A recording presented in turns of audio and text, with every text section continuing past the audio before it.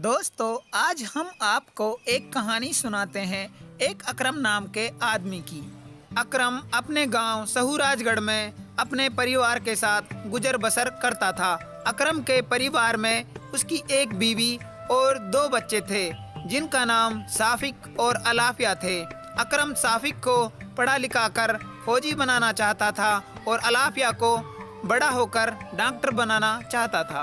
अकरम के पास 2 एकड़ जमीन है जिसमें वो खेती करता है। अकरम के पास एक ट्रैक्टर भी है जिसे वो अपनी खेती के लिए प्रयोग करता है।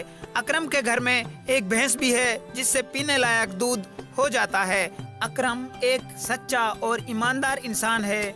गांव में सभी उसकी बहुत इज्जत करते हैं। वो हर भलाई के काम में बढ़ चढ़कर हिस्सा लेता है। कुल मिलाकर अकरम का परिवार छोटा और सुखी परिवार है जिससे गांव वाले भी बहुत खुश हैं। एक दिन अकरम के बच्चे उसे ऑनलाइन पढ़ाई के चलते बड़ा फोन लेने की बात करते हैं। अब्बा जी, हमारी ऑनलाइन क्लास चलने वाली है, आप एक बड़ा फोन ले लो जिसमें व्हाट्सएप चल जाए। बेटा मोपत यू फोन है या हो जावे तुम्हारी ऑनलाइन क्लास। अब्बा जी, इसमें तो व्हाट्सएप भी नहीं चलता, ऑनलाइन पढ़ाई व्हाट्सएप पे तो होती है। ठीक है बेटा, तुम्हारे लिए बड़ा फोन का जुगाड़ करेंगे। फिर दूसरे दिन अकरम उन्हें एक बड़ा फोन लाकर देता है। ये लो बच्चे, नया फोन, इससे तो हो जाएगी तुम्हारी ऑनलाइन पढ़ाई। मैंने इसमें व्हाट्सएप भी बनवा लिया है दुकानदार से कहकर। बच्चे ये देखकर खुश हो जाते हैं और ये बात अपने मास्टर को बताते हैं। हेलो मास्टर जी, ये हमारा व्हाट्सएप नंबर है, हमारा स्कूल का काम इसी नंबर पे भेज देना। तू पढ़ बेटा, जो चीज तो चाहिए तुम उसके कह दे, मैं ला दूंगा। और बेटी तू सुन, तो है बनना डॉक्टर, ठीक है ना, मेरा नाम रोशन करना। तो लिख। ए साफिक का बाप, एक सोना के हसलिमों को भी बनवा दे, सारी पड़ोसन पहन के इतरा में। एक मैं या भागनू, मेरे ही गड़ो सुनो पड़ो है। तोलुब ले आऊंगा हसली, तू टेंशन मत ले। कब लाएगो? यही तो उम्र है ओढ़ना पहनने की, बुढ़ापा में लायो तो कहाँ फायदो। अब के सिर सुख फसल उठेगी ना, वहाँ का पैसा मिलेगा, उनकी तो हंसली घड़वा दूंगा। अब्बा जी, हमारे जलेबी ले आयो। अब्बा जी, जब सरसों बिके तो हमारे लिए भी जलेबियाँ ले आना। जलेबी भी ले आऊंगा बेटा, बस तू पढ़ने पे ध्यान दे, ठीक है ना। और इसी तरह से अकरम का परिवार हंसी खुशी जीवन गुजार रहा था। फिर एक दिन अकरम बैठा होता है, तभी उसके फोन की घंटी बजती है। यह एक व्हाट्सएप पर वीडियो कॉल थी जिसे अकरम रिसीव कर लेता है और सामने एक लड़की होती है। वो अकरम से बातें करती है और अपनी चिकनी चुपड़ी बातों में अकरम को फंसा लेती है। अकरम भी ये सोचकर बतियाने लगता है कि फोन पर बात करने में हर्ज ही क्या है। वो लड़की उस तरफ से अश्लील हरकतें करने लगती है और अकरम भी मानवीय भूल के चलते उसको देखने लगता है। उसे क्या पता था कि ये एक बिछाया हुआ जाल है जिसमें वो फंस चुका था। असल में उस तरफ कोई लड़की होती ही नहीं है। ये एक ऑनलाइन ठगी का माया जाल होता है जिसमें सेक्सुअल एक्टिविटी करके इंसान को फंसाया जाता है और जब इंसान उनके चंगुल में फंस जाता है तो फिर उससे रुपयों की डिमांड की जाती है और जब इंसान पैसे देने से मना कर देता है तो उसी रिकॉर्ड की हुई वीडियो कॉल के जरिए उसे बदनाम करने की धमकी देकर कहा जाता है कि या तो इतने पैसे दे दो वरना ये वीडियो तुम्हारे गांव, रिश्तेदार और घर वालों को भेजकर तुम्हें बदनाम कर देंगे। और यही वाकया अकरम के साथ होता है। जैसे ही फोन कटता है उसके व्हाट्सएप पर एक वीडियो मैसेज आता है जिसमें सेक्सुअल एक्टिविटी के साथ अकरम का चेहरा भी रिकॉर्ड होता है, जिसे देखकर अकरम के पैरों तले की जमीन खिसक जाती है। वो घबरा जाता है। पहले तो उसे समझ नहीं आता ये क्या और कैसे हो गया।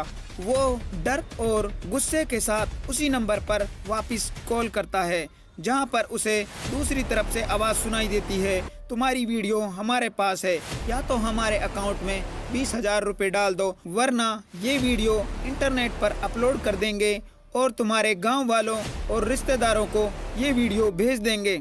तुम्हारी इतनी बदनामी होगी कि तुम्हें जीने लायक नहीं छोड़ेंगे।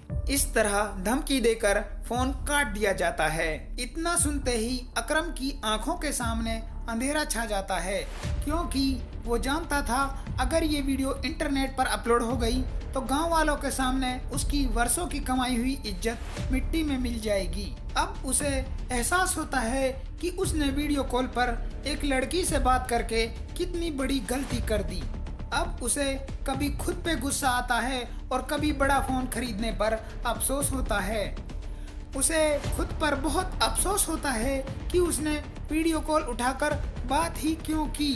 और इस मुसीबत में अकरम सर पकड़कर बैठ जाता है और उसका चेहरा ऐसा लगता है जैसे कितने दिनों का बीमार इंसान। वो समझ नहीं पा रहा था कि उसे अब क्या करना चाहिए। तभी उसके फोन की घंटी दोबारा से बजती है। ये फोन उसी नंबर से आता है जिससे अकरम ने थोड़ी देर पहले बात की थी।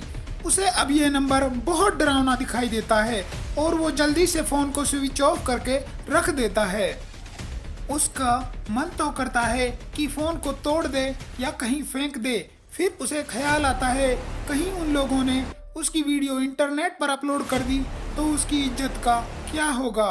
वो कैसे गांव वालों के सामने मुंह दिखाएगा और किस मुंह से अपने बीवी और बच्चों का सामना करेगा।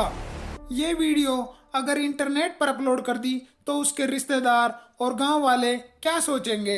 अब अकरम सोचता है कि वो उस लड़की से गिड़गिड़ाकर माफी मांगेगा और उससे वो वीडियो डिलीट करने के लिए बोलेगा। यही सोचकर वो फोन का स्विच ऑफ खोलता है। जैसे ही फोन का स्विच ऑफ खुलता है तुरंत फोन पर घंटी बजती है। फोन उसी नंबर से आता है। अकरम बात करता है, उस तरफ से आवाज आती है, फोन स्विच ऑफ करने से बात नहीं बनेगी। अगर अब की बार फोन स्विच ऑफ किया तो हम तेरी वीडियो इंटरनेट पर वायरल कर देंगे और तुझे बदनाम कर देंगे। अगर तू बदनामी से बचना चाहता है तो अभी हमारे अकाउंट में 40,000 रुपए डाल दे, हम वीडियो डिलीट कर देंगे। यह सुनकर अकरम माफी मांगने लगता है कि भाई मुझे माफ कर दो, मैं गरीब आदमी हूँ, छोटे छोटे बच्चे हैं, अगर आपने ये वीडियो वायरल कर दी तो मैं बदनाम हो जाऊंगा, मैं किसी को मुंह दिखाने लायक नहीं रहूंगा, मेरी और मेरे बच्चों की जिंदगी खराब हो जाएगी, आप मेरी वीडियो डिलीट कर दीजिए। दूसरी तरफ से आवाज आती है, अगर बदनामी से बचना चाहते हो तो 20,000 रुपए हमारे अकाउंट में डाल दो। अकरम हामी भरता है, हाँ मैं 20,000 दे दूंगा, तुम वीडियो काट दो। दूसरी तरफ से आवाज आती है, ठीक है, मैंने अकाउंट नंबर तुम्हारे मोबाइल नंबर पर सेंड कर दिया है, जैसे ही पैसे मेरे अकाउंट में आ जाएंगे मैं वीडियो डिलीट कर दूंगा। ठीक है भाई, 10 मिनट में डलवा रहा हूँ, तो वीडियो डिलीट कर दो। फोन कट जाता है। अब अकरम फैसला कर लेता है कि वो उन्हें 20,000 रुपए दे देगा और अपनी इज्जत महफूज कर लेगा।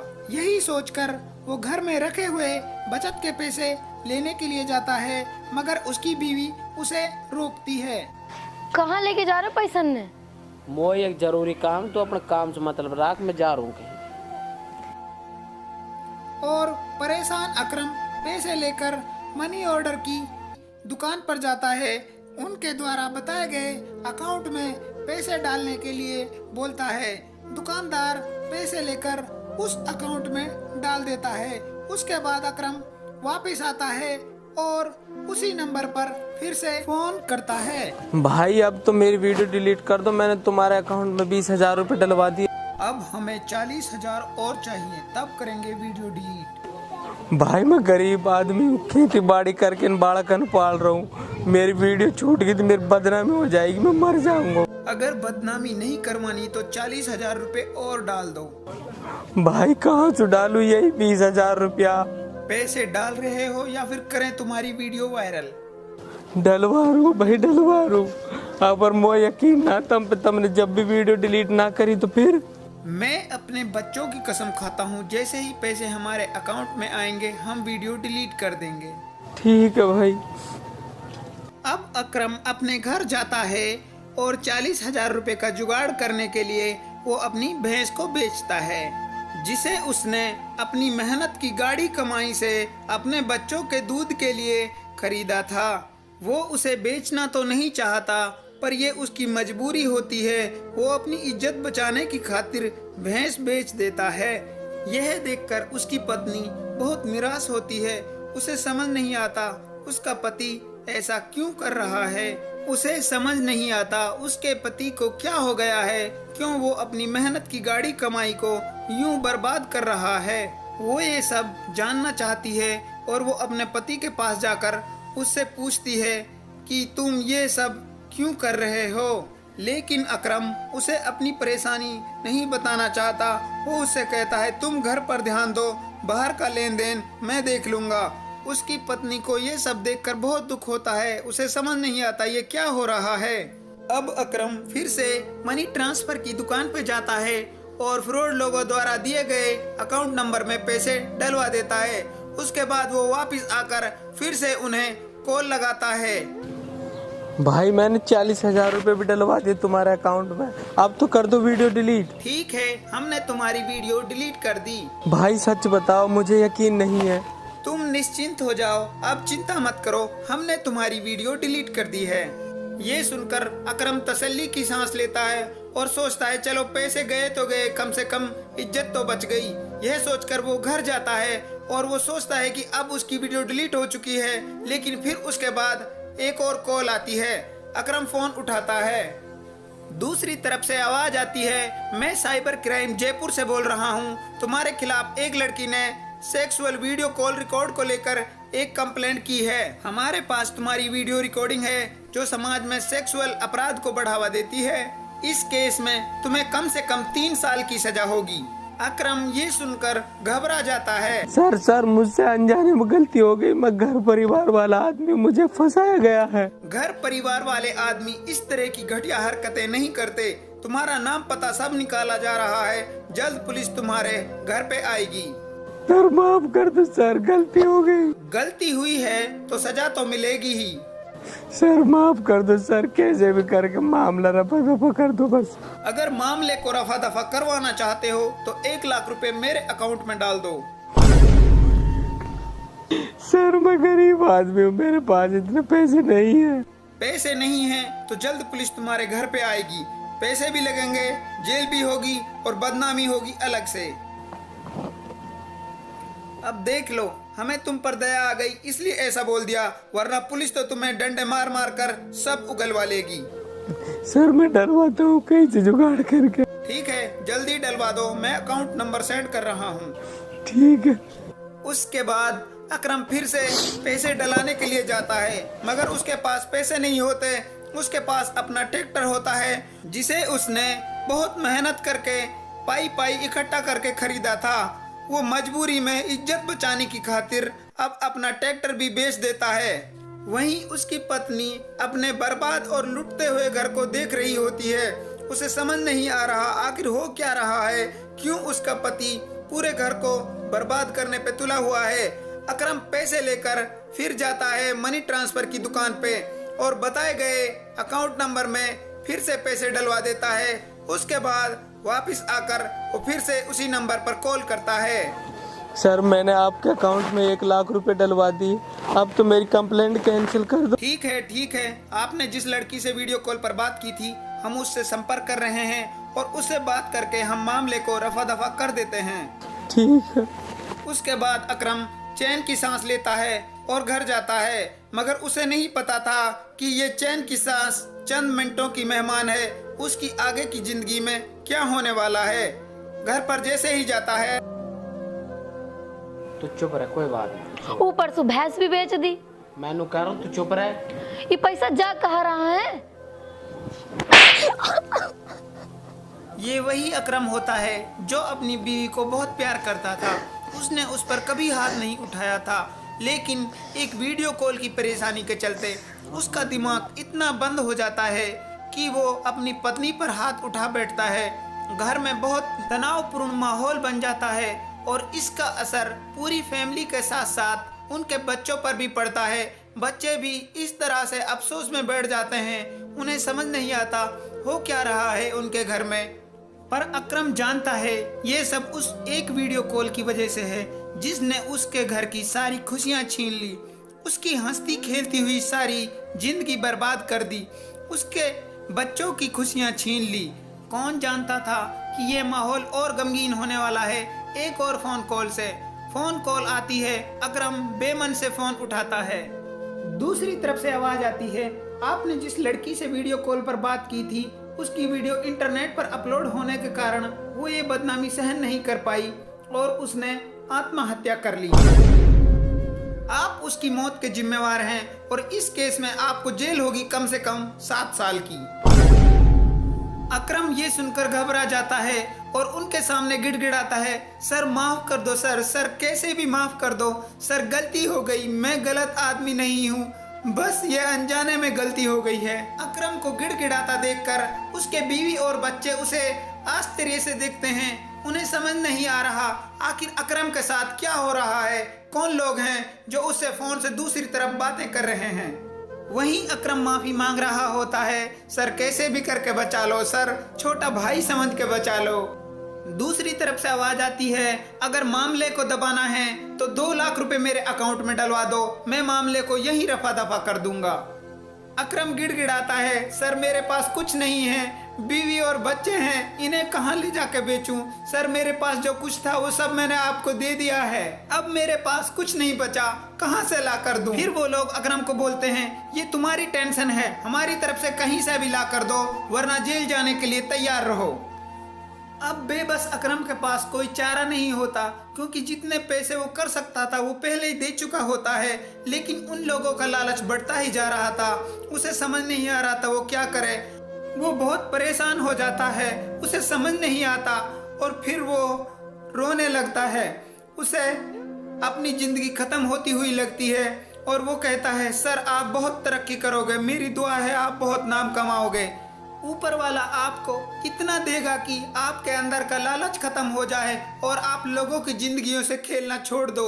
ये कहकर अकरम फोन काट देता है और फिर अपने बच्चों की तरफ जाता है और कहता है, बच्चों मुझे माफ कर देना, मैं तुमसे बहुत प्यार करता हूँ।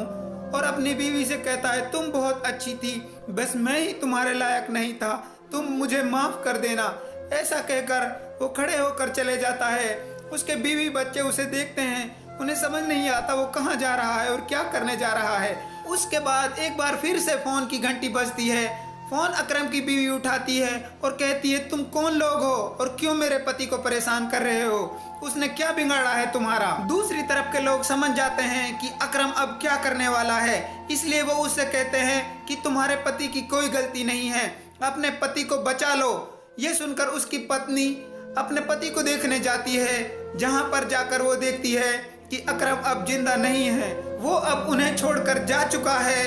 ये सदमा अकरम की बीवी बर्दाश्त नहीं कर पाती और वो भी इस सदमे से ये दुनिया छोड़ देती है।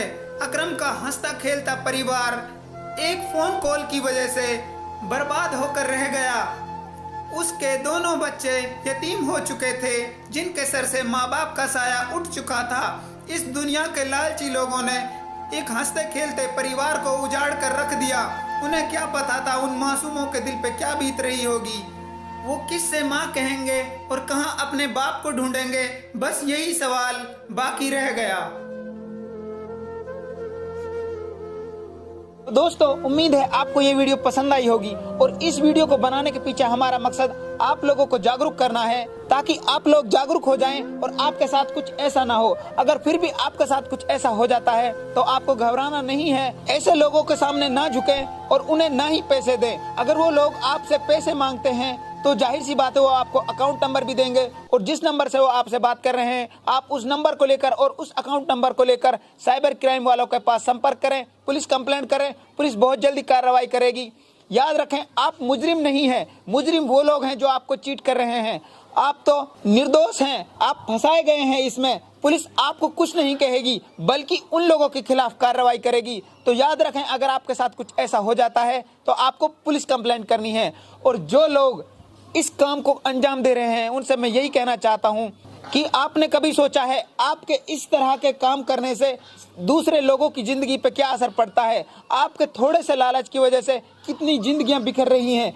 इस थोड़े से लालच की वजह से कितने लोग आपके ही कारण आत्महत्या तक कर जाते हैं और इस सब के जिम्मेवार सिर्फ आपका लालच है। तो दोस्तों मेरी आपसे हाथ जोड़ के यही गुजारिश है, जो लोग इस तरह के काम कर रहे हैं वो इस सब से तौबा करें और इस तरह के लालच भरे कामों को बंद करें जिससे दूसरे की जिंदगियों से खिलवाड़ हो रहा है।